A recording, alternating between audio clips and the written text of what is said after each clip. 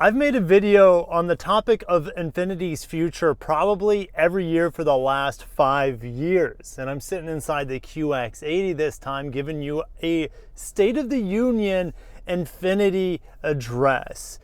Nissan's luxury brand Infiniti has been consolidated into just two models. This one, the QX80, which is a very, very, very nice Nissan Patrol / Nissan Armada. And then they also have the QX60, the QX50, the QX55. That plant's closing down in Mexico, so no more of those. They killed off the Skyline / Infiniti Q50, but they are going to bring it back. Now, there is a lot of new product coming for Infiniti. We'll talk about that. But what if I told you that Infiniti is not going out without a bang? They want to have GTR-like levels of performance entering into their lineup. And we got some news coming out that we're going to cover today. And I'm not going to go driving around. If you want to see my review on the QX80, it's amazing. It's one of my favorite luxury vehicles on the market, and I just enjoy sitting in it, and it's comfortable. I'm going to turn on, I don't have massage seats inside my office. I got massage seats here. So let's turn those babies on, maybe adjust them a little bit. It doesn't do the butt massage, but that's okay. The headline here is Nissan's luxury brand, Infiniti. They're going after Mercedes and BMW with a high horsepower line. Well, we know Nissan can do high performance. The GTR was evidence of that and has been evidence of that, well, for the last 40, 50 years since the GTR has been around. Now, the GTR is gone now, so you just have like the twiddling thumbs of like these Nismo performance gearheads within Nissan. Like, what do we do next? Like, what are we supposed to do? Infiniti thought they were going to be fully EV or something like that just a few years ago. Now they're looking back like that would have been a mistake. So they're not as screwed as a lot of people might think that they are, because they haven't invested, because they haven't had the money, but they didn't waste any money investing into Infiniti battery electrics. Nismo is working to develop high revving, low volume variants of current and future models within Infiniti. Nissan America's planning chief, Mr. Pons, said competing in this rarefied segment requires delivering power and refinement. I'm going to turn off the massaging seat because it is kind of loud. All right, customers want ultimate performance, but don't want to compromise on luxury, quietness, and fine design. Speaking of quietness, when I talk to my wife on the phone in this QX80, she cannot believe I'm in a car because it is so freaking quiet. All right, so that's kind of cool. And also the phone will play on the headrest, which is kind of cool, so it's not being played throughout the rest of the car's speakers. So Infiniti is going to rely on Nissan's engine portfolio, of course, to power its upgraded models. Now, Tiago Castro, and I kind of had a pseudo interview with him. I actually sat inside the updated QX80 and the sport trim with him earlier this year when the Nismo, for example, the Nismo Armada was shown. He says it's easy to just do another 20 horsepower, but how do you deliver 50% more horsepower with reliability? Well, fingers crossed, hopefully Nismo can do that.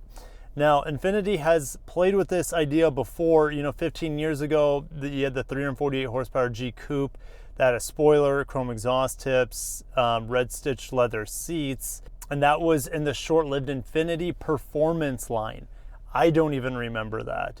Okay, that's how low volume and how low or how short its lifespan was. Infiniti Performance line launched with the same vision, but when the car only has about 18, 20 more horsepower, nobody's going to care. I 100% agree. Like, you got to go big. You got to swing for the fences if you're Infiniti here. You got to keep in mind, Infiniti's success has been terrible lately. Since 2018, their sales are down by more than half than what they used to be.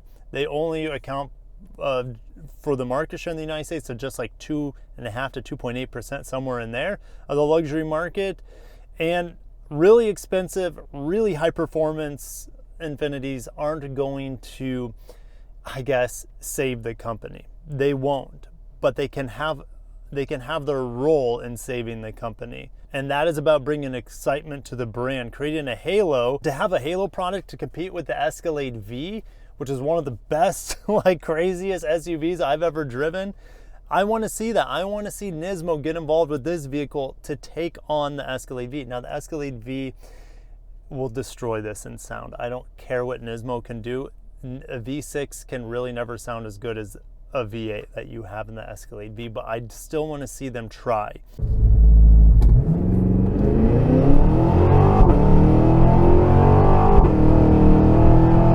So we're talking 650 horsepower and a new performance line for Infiniti. Who knows what they call it? They could call it the IPL again. I think they should use Nismo, to be honest, just how Nissan uses Nismo. Don't try to reinvent the wheel here. Infiniti Nismo could absolutely work. Let me know if you guys agree. Would you want Infiniti Performance Division instead, or something super generic? Nismo, people are familiar with that. People are familiar with the pedigree and the success of Nismo. So just bring Nismo to Infiniti. I know like the colors might not line up or something like that, right? With the red stripes and the red everything that you have in the Armada and Patrol Nismos, but it's okay to name it Nismo and then give it like Nismo Black. Call it Nismo Black. How sick? That's sick. Call it Nismo Black, and it's just for Infiniti. That would be amazing. So they're working on a track spec that is going to be coming, it sounds like, as well as the off-roading spec. All right, and hopefully the off-roading spec has that same 650 horsepower. Now, are they putting a GTR engine in here like they showed at SEMA earlier this year? No, they're not going to do that. All right, those are all hand-built. Those are, I'm sure, extraordinarily expensive. They need to produce these. They want to produce these things at 1,000 models per year per model. So let's say they do 1,000 tracks and 1,000 off-road variants. Okay, well, hand making 3.8 liter twin turbo V6s is probably off the table for affordability. So they're going to use this engine and boost it and give it new turbochargers and better cooling. All right, and possibly different internals as well. All right, because they got to beef up this engine to make it reliable. Just putting turbos on it may or may not be the solution. And a commercial version of the track spec QX80 could land in 2027. So we're still a ways out, but it's better late than never.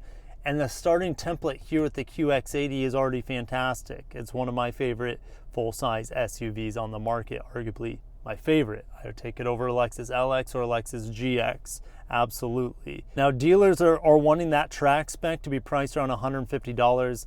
That's where the Escalade V is. That makes sense. All right, so that seems to be pretty realistic, having 650 horsepower track spec and off-road spec. Nismo Black is what I'm going to call it, Infiniti QX80 lineup. But there's also other models coming for Infiniti that I want to touch on here. Okay, the first and foremost, there's going to be the QX65. If they don't put the 3.5 liter V6, I'm not saying this twin turbo V6, that doesn't work in a front wheel drive car like the QX65, but they don't put the V6 that's in the Pathfinder, it's dead on arrival, in my opinion. All right, the QX60, I can't even recommend anymore. It used to be one of my favorite 3-row crossovers in the luxury segment with the V6. They took it out and put the 2-liter VC turbo 4-cylinder in there. I don't enjoy driving it anymore. It's really, really sad. It's such a bastardization of how great the QX60 was. All right, so with the 65, if they put the VC turbo in there, it's done. Put a nail in it, that vehicle's a waste. Hopefully that kind of revives QX60 sales, in 65 sales is putting the V6 in those vehicles. All right, but there's also a new Infiniti variant of e-Power. It's not gonna have more horsepower. It's not gonna be any different than the Nissan Rogue that's coming out of Smyrna, Tennessee. That will be late 2026 for the Nissan. The Infiniti one, which has been teased, we have seen a teaser image of it. This is a huge volume player, and it's a hybrid. Hybrids are printing money for Lexus right now. Hybrids are eluding Acura and Infiniti right now, where the market is saying, hey, we're okay with this. We're not ready to jump into full EV for the masses, but the masses are saying we'll take a fuel-efficient, quiet, smooth, and hybrid, and that's something Infiniti could really, really work with here. All right, so you have a new e-Power hybrid coming for a new QX50 is what it'll be. not the one made in Mexico. That one's dead. It's discontinued because the plant's dead. This is the new QX50 that will be built and be an alternative to the Nissan Rogue, except nicer, different styling to set it apart. As much as I would want more performance out of an e-Power for Infiniti, look at Lexus. Lexus is just copy and paste the powertrains over from the Toyota lineup, put a Lexus badge on it, put nicer seats in there, and that they're making so much money. Infiniti, that's all they need to do, apparently, is just rebadge a Rogue with Infiniti emblems, and then the emblem on the QX, the new Infinitis, the QX60 and the QX80 is amazing. I love it. It lights up. It's super cool. I'm a sucker for it. Anyways, put a badge on the Rogue with e-Power, give it 40 miles per gallon and 230 horsepower. I don't know. I don't know what the new e-Power is going to be able to pump out until next year. All right, if you want to see e-Power and how it is to drive, it is actually quite incredible. I drove an older generation of e-Power and the Nissan Noara Nismo in Japan last month. So check that out if you want to see my impressions on e-Power. It will save Nissan. It just needs to get here fast, and it will help save Infiniti if it gets here quick enough. All right, dealers are reeling right now within Infiniti. They don't have product. They need a new QX50 for those dealerships to be successful again. We know that the Q50 is coming as a Skyline once again. They're refreshing that platform, making improvements to it. You know, currently the Nissan Z, I believe, uses that platform, that old rear-wheel drive platform. It will be manual. It will have at least 400 horsepower and rear-wheel drive in some configurations. You'll still be able to get it in all-wheel drive, but I love, for like the Infiniti Q50, it died not because of the car wasn't gorgeous. They just didn't update the interior enough or update the car enough as time went on, unfortunately. Also, there's no V8. V8s are selling well still in the luxury sedan market. There's also one other money-making gem waiting to be revealed. And this is going to be based off the Nissan Xterra. All right, you look at Lexus. Lexus is pretty much just like Infiniti and Nissan is on body and frame SUVs. But Lexus says, hey, here's our GX and our LX. This, what I'm sitting in right now, the QX80, is an LX competitor. It's huge. I love how big this thing is. It's super opulent. It feels like $1 million when you drive it. Okay, now the ride quality could be a little bit better. That's one of the small gripes I have with this, but everything else about this truck is absolutely amazing, from the powertrain to the luxury to the quietness. All right, but we need a smaller QX80. They could call it the QX70. We need a smaller QX80 like how Lexus has the GX, to be a smaller LX, to more affordable. And it will be body on frame, this Xterra rebadged as an Infiniti. And we could see V6s. Well, I know we'll see V6s on it. That's been confirmed. All right, or at least I believe it's been confirmed. All right, and we will see hybrids, V6 hybrids, and potentially plug-in hybrids or extended range EVs on it. All right, and if they can successfully I know they can do it. It'd be more than likely built in Canton, Mississippi as well, where they build the Frontier and the upcoming Xterra and possibly Pathfinder. So think of the Pathfinder, all right, becoming body on frame, and that becoming this vehicle, or should I say the vehicle I'm talking about, which is the new QX70, placeholder name as a baby QX80. Price it around starting $50,000 and it tops out at $70,000. I know that's quite a gap. Maybe that's on the Nissan end. All right, so maybe the QX70 would be 60 grand to 80 grand. All right, and this starts off, I think, around 80, 90 grand. I forget. All right, I've only driven the nicer trims like the sport trim and the calligraphy, but I know that there's like a pure trim, I think. I forget all the different trim levels. Infiniti, they make no sense to me. You have like sensory, pure. All right, this is the what am I in? The autograph. Yes, the autograph. If I said calligraphy, it's because I'm staring at a Palisade calligraphy in my driveway. Keep making the QX80 more interesting with high output versions, and then add the QX70, and then you have the QX65, QX60, and the new QX50, and the new Skyline Q50. Infiniti could be okay, especially with the volume sellers being body on frame and or hybrid. Okay, the QX50 being the hybrid equation that they're sorely missing out on right now. And then the new Xterra rebadges Infiniti also have hybrid variants too.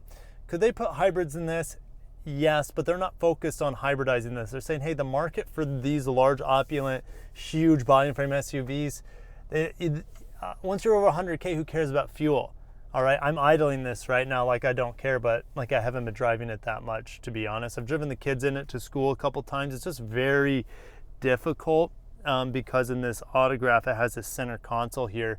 It makes it like a huge roadblock to get to the rear third row. Anyways, I like the sport model better than this Autograph, to be honest. Other than the beginning, I haven't mentioned EVs at all for Infiniti, and that is okay. All right, I just made a video earlier today how Mercedes has so many EVs coming out, despite the EV market here being very, very low demand. Not saying there isn't an EV market, but the market demand for EVs is low. All right, and there's a lot of competition now for EVs for such a small market share, okay, or potential sales market. So I'm happy Infiniti, they don't need to do anything. If they need an EV at some point, they can do it. There's no problem. They could just rebadge the Leaf. The Leaf's amazing, but I would love for it to have some, you know, some like dual motor and make a Nismo version or Nismo Black as an Infiniti. That would be super cool. But yeah, they don't need EVs. They just need some hybrids, more affordable, better fuel efficiency. They need more reliability. The VC turbos and the CVTs were a plague, not only to Nissan, but of course Infiniti. And they need more body on frame. Okay, the Q50 Skyline, when that gets brought back, it's going to be exciting, but it's not going to be a big volume seller. But I'm excited for that vehicle, absolutely. So I'll see you guys in the comments. Do you think Infiniti can make a comeback? I'm 50-50 right now. It just depends how fast they can get it done. I'll see you guys in the comments. Have a great day and peace.